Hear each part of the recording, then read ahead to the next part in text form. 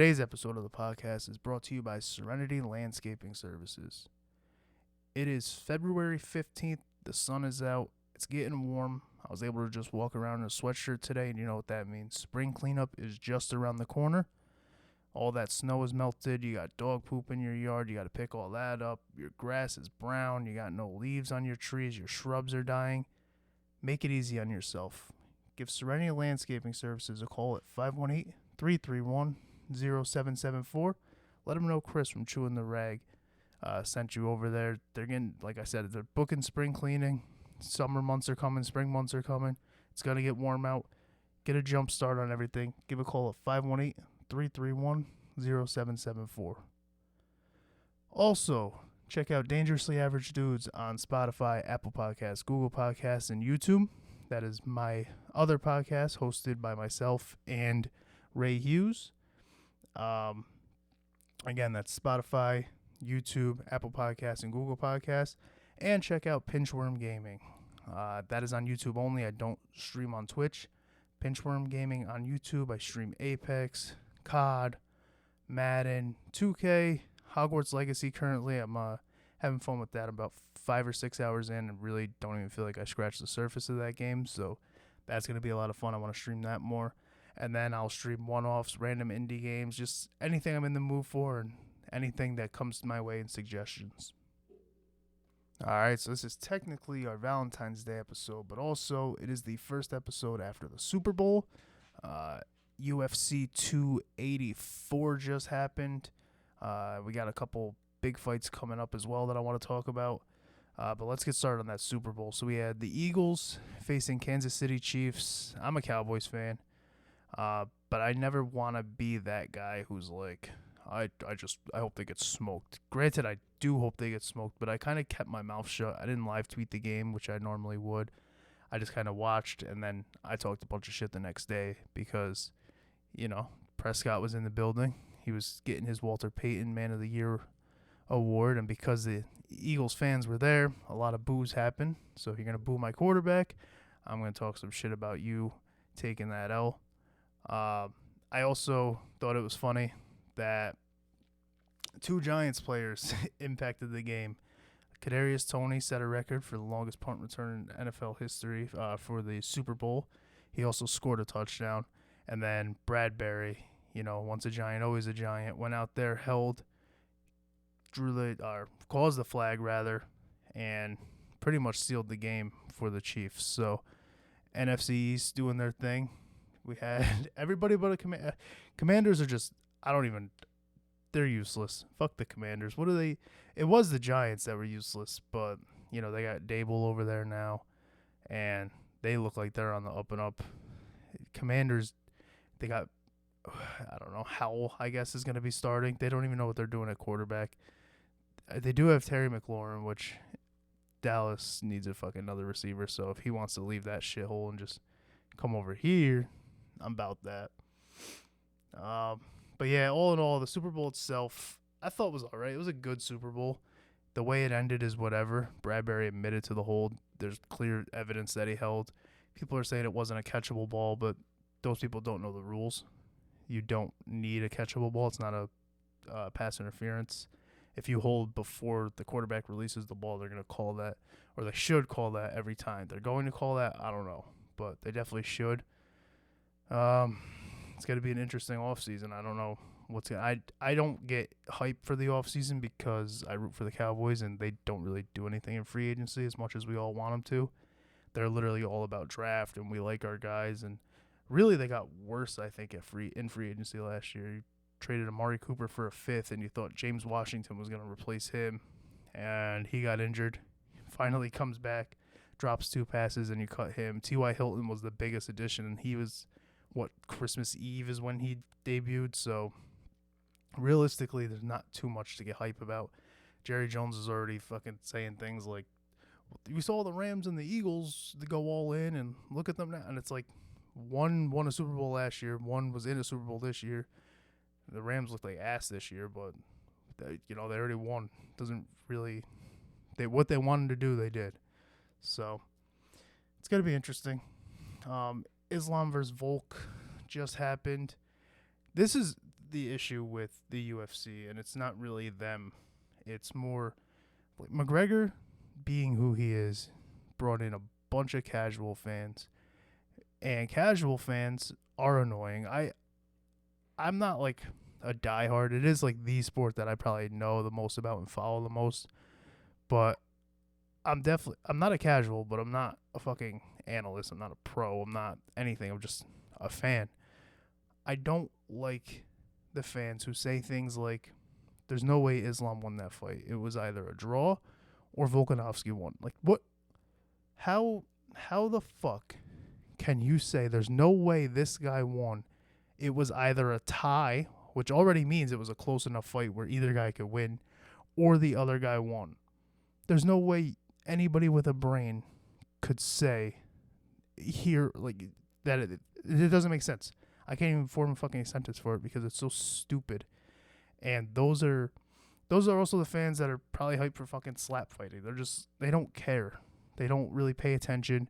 Slap fighting's fucking stupid. I don't even know why I just brought that up, but it is what it is. That's a glorified YouTube challenge is what I call it. It's not a sport at all.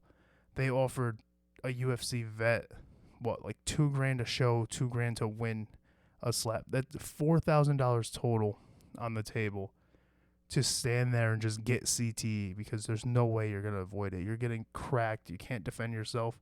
They hold like a foam pad. I don't really understand that. But fuck that. I just got myself mad by bringing that up. There was no reason for me to bring that up. I guess when you're talking about casual things, that's like the most casual. People sharing that. And Dana White, he's trying to get it going. He's got everybody sharing clips, and it's on TBS.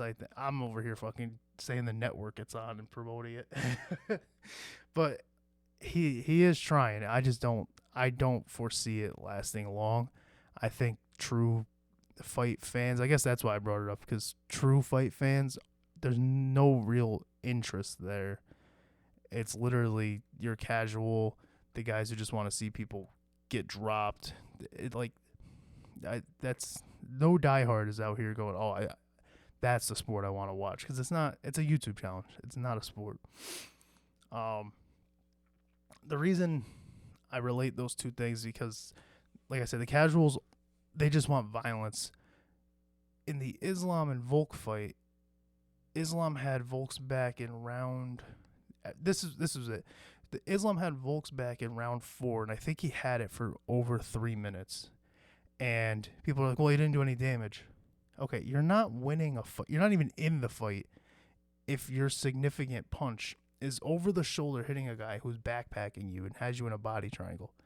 That should be a 10-8 right there. You're not doing it. For over 3 minutes, somebody has your back. You're seatbelted. They are backpacking the hell out of you. They're trying to get on. Volk doesn't have a neck. He's just a round head on shoulders. He has no neck. So for Islam, he's like, okay, well, I got to try to get under this thing. And Volk is throwing punches, but it's just like trying to that's his defense right there. His defense mechanism is throwing over the shoulder and just hoping Islam doesn't, which credit to him, because one of those Dagestani guys gets your back rather, you almost guarantee the fight's over, especially with 3+ minutes. So credit to him. I think the rematch will happen. And I also think that Volk, he's probably going to relinquish the 140. I don't think he'll ever lose the 145. Even Yair Rodriguez, who looked really good against Emmett, I don't think he's going to really pose much of a threat to Volk. I think it'll be interesting, but I don't think he's going to win it.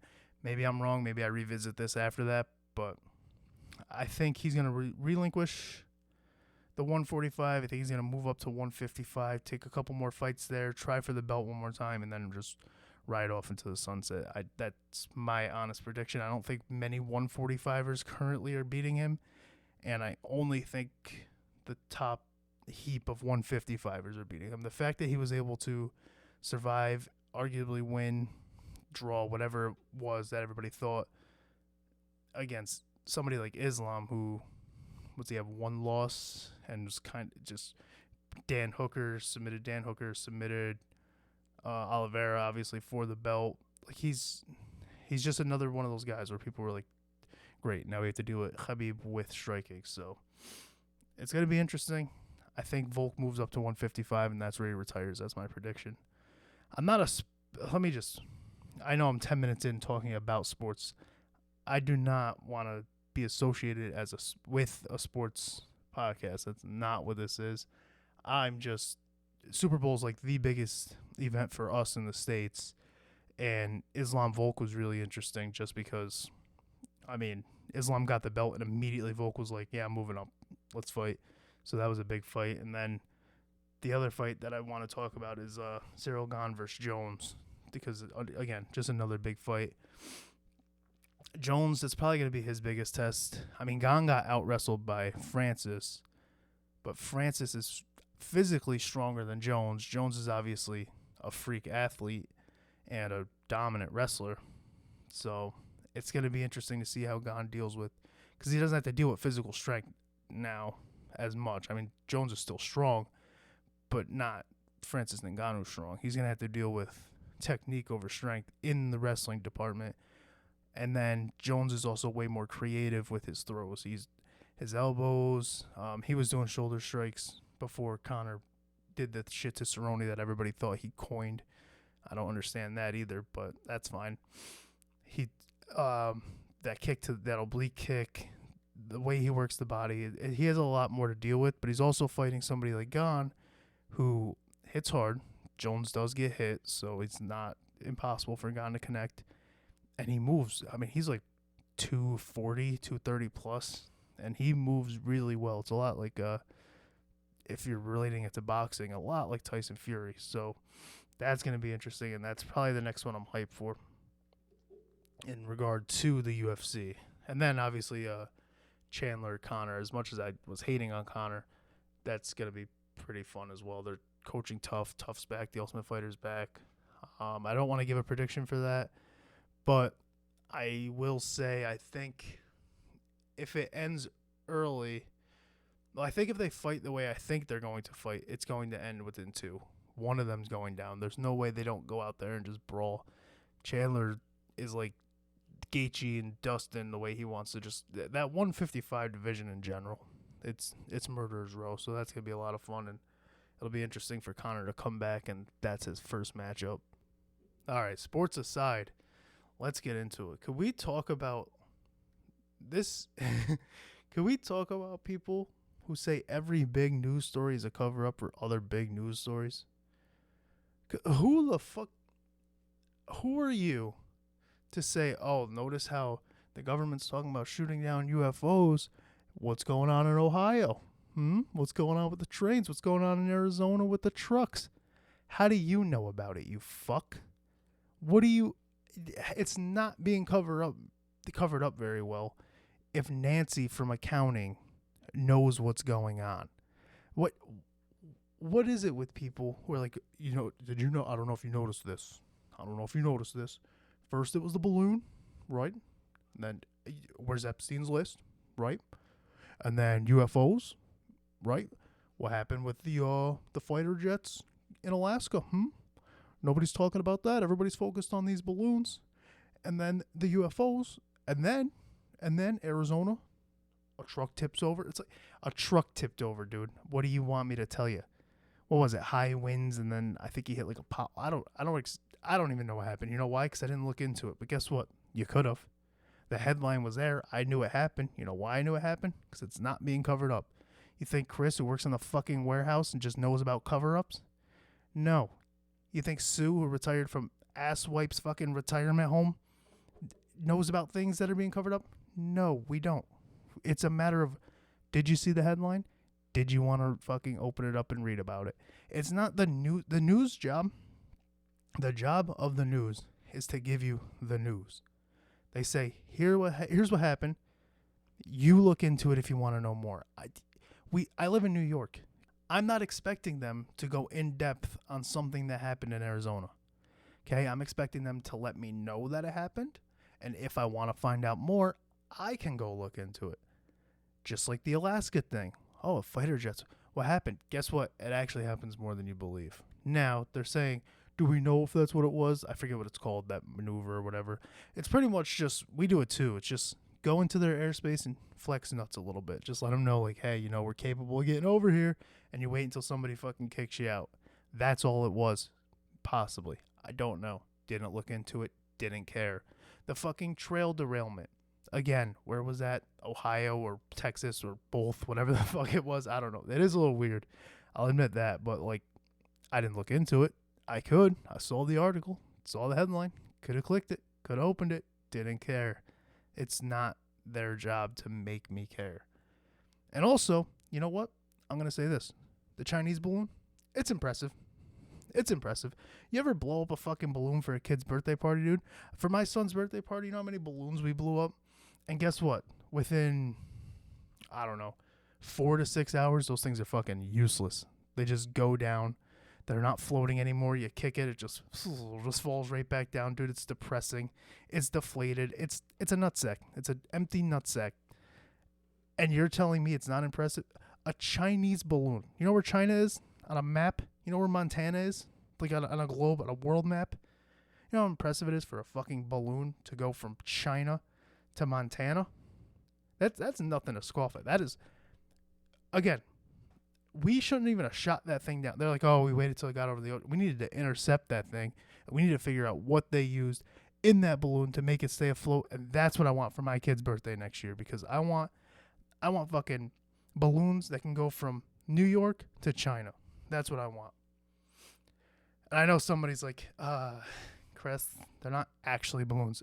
And you're not fucking Central Intelligence. You don't know about fucking stories that are being covered up. You know about stories that are being promoted. That's my point. I don't know about balloons. You don't know about actual covered up stories, you fucking people. That's fucking insane.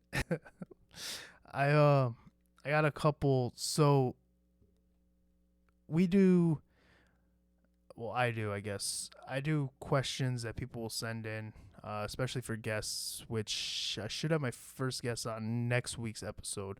So these come out every Thursday. This will be February 16th is when this comes out. I should have a guest episode next Thursday. It should be a lot of fun. I'm also going to have a monthly guest, just one reoccurring guy, Mello. He does the Who You Got podcast. We're going to do a segment called Minutes with Mello, where I just get him on here. And we're just going to bullshit for a few minutes, talk about current events, probably, maybe game, whatever it's going to be. But it's going to be a lot of fun. I'm looking forward to that. But the reason I bring this up is we actually get questions in. This is the Valentine's Day episode, so I didn't really take any questions. We kind of just gathered the Valentine's Day type questions. So that'll be interesting. We're going to look that up now, or pull that up now, rather. Let me see here. I don't have anybody here to help me, so I just do everything. So question number 1, and if you ever do have questions that you want to send in, chewingtheragpod@gmail.com. Chewing has no G in it. It's literally chewingtherag@gmail.com. You can ask, if you're familiar with how we do Ask the Dads on Dangerously Average Dudes, you can ask anything from personal questions to funny, like things that you'd think would be funny to hear me answer. Anything at all. I'm not ashamed to answer anything you send my way. Dangerously Average Dudes is a little bit different because it's myself and Ray. This is more geared toward, this podcast is more geared toward just me, or I'll put up something so that people can ask guests that I'm going to have on. So if I have like a streamer on, if you have any questions about streaming, a comedian on, any questions on comedy, anything like that. All right, so let's get into these Valentine's Day questions. So question number 1 is, stay in or go out for Valentine's? Oh, bro, I'm staying in. I'm staying in for everything. That's like one of the big reasons why I'm no longer involved in like stand-up, just because the moment we had my son, like, bro, I'm not trying to be out at all. I'm trying to get home at a reasonable hour, hang out with him, and then just be inside. Now, granted, will we go out? Yeah, for my most recent birthday, we went up to Lake Placid, myself and my wife, and went out to eat and did that way. But we're trying to stay in at like any cost. We like make excuses to not go out, and that's not even just me. That's myself and her. So I'm lucky in that sense where I don't have somebody who's trying to go out all the time, because I definitely ain't trying to go out all the time. Um, this one, would you surprise your significant other with an expensive gift, or would you consult with them before spending money on it? Dude, I'm fucking terrible with money. I'm good at like making sure my shit's paid and making sure I have money, but in regard to that, if I see something expensive or not and I'm able to get it, I'm gonna get it. Even if it's for me, if it's for her, if it's for our son, like bro, I'm going to just buy it and ask questions later, and I might get the, oh, you shouldn't have done that. That's too much. You spent too much on me, and it's like, dude, I work for a living. I'm gonna make it back. So 100%, I'm not consulting shit. I'm getting what I want. I'm spending what I want, and that's final. Would you consider your parents a role model for relationships? That's fucking hilarious. No. Yeah, they are. What the fuck was that? Fucking dog.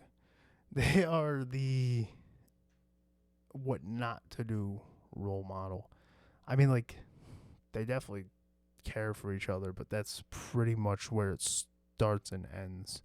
No way in shit would I look at them as a role model for relationships. I literally model everything I do going like, if there's like a fork, I'm complete. They're left, I'm right. I'm a hard I'll dance right. I'm moonwalking to I'm not going left at all.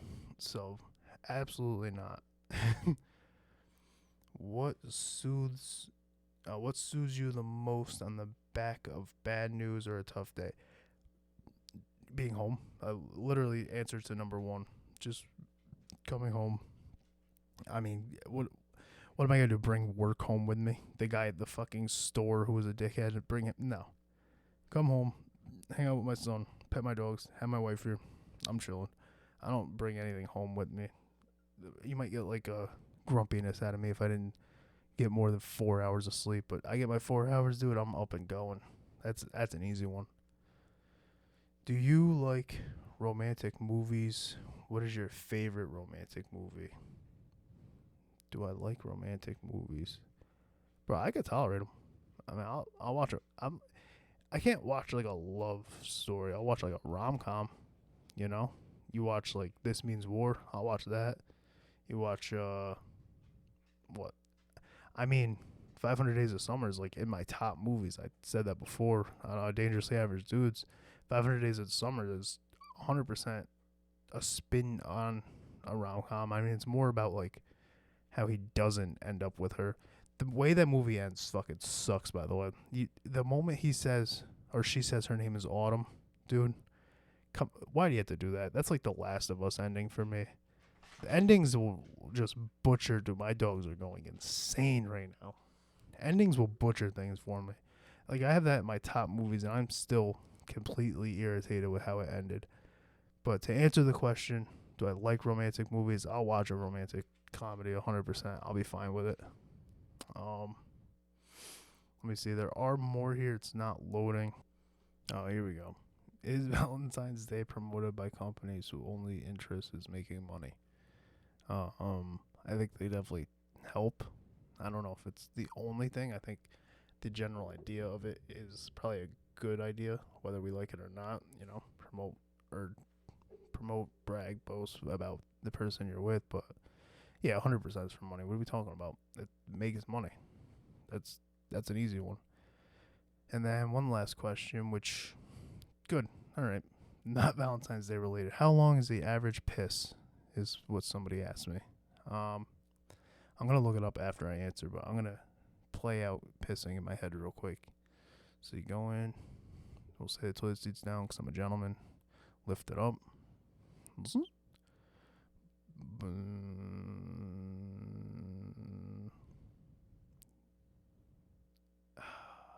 The Snoop Dogg in the beginning.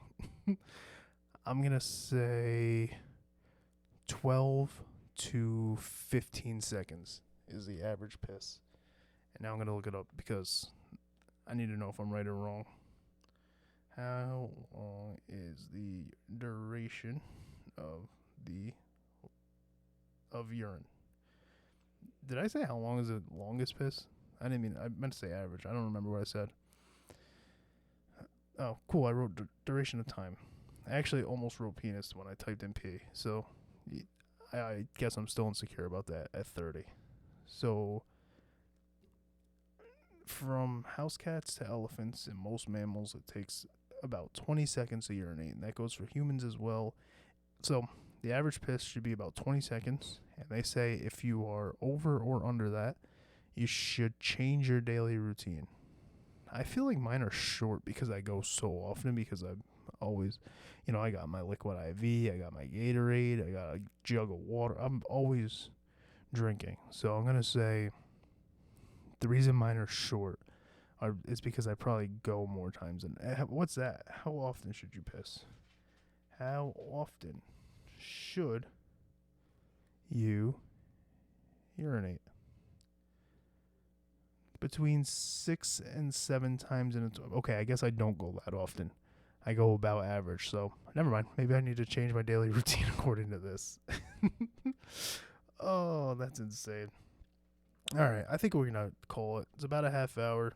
I want to save the longer episodes for episodes with guests, which, like I said, I got a couple coming up. I got my buddy Mark, who streams. I got Lenny from Concrete. You can check them out. He'll be on soon. Mello will probably make his debut for our reoccurring guest spot. I would say in the next 2 or 3 episodes. That's going to be fun. But in the meantime, check me and Ray out on Apple Podcasts, Google Podcasts, Spotify, YouTube at Dangerously Average Dudes. If you're liking this podcast, make sure you like, subscribe, share. I'm on Apple Podcasts, Google Podcasts, YouTube, Amazon Music, pretty much anywhere you can get podcasts is where I'll be. Shoot me a like on Facebook if you have any questions for the podcast or any upcoming guests. You can at Chewing the Rag on Instagram you can ask, or email's probably your best bet, chewingtheragpod@gmail.com. My first and next guest will be Mark, who streams video games on TikTok. He's going viral on TikTok. He makes videos on there. Somebody I went to high school with, so if you have any questions about going viral, also he sells clothing, so if you have any questions on making and selling clothing, any questions on streaming, I've popped into a few streams. He gets a pretty steady view over there. If you have any questions on any of that, definitely send them over, or just send us any question you want. Doesn't have to be related to what he does, what I do. You can make it funny. If you have a serious question, ask a serious question. chewingtheragpod@gmail.com. If you like the show, be sure to drop a rating. It helps us out. And definitely subscribe on whatever listening platform you're on. It really does help a lot. It'll help me. Also, you'll get notified when I drop new episodes if it is something you enjoy. This one's a little monotone. It's the first lengthier episode. It's more of just a recap of weekend events and focused on the holiday that we're on. But once we get that first guest on and we really get rolling, we have that hour-long episode, and each episode will be about an hour long from here. And it will be every Thursday it drops. That's when you can expect the real good stuff. So definitely like, subscribe, share, reach out, follow on socials, and kiss all your friends. Kiss them all. Kiss them all good night. It's Valentine's Day. Give everybody a handy. I'm out.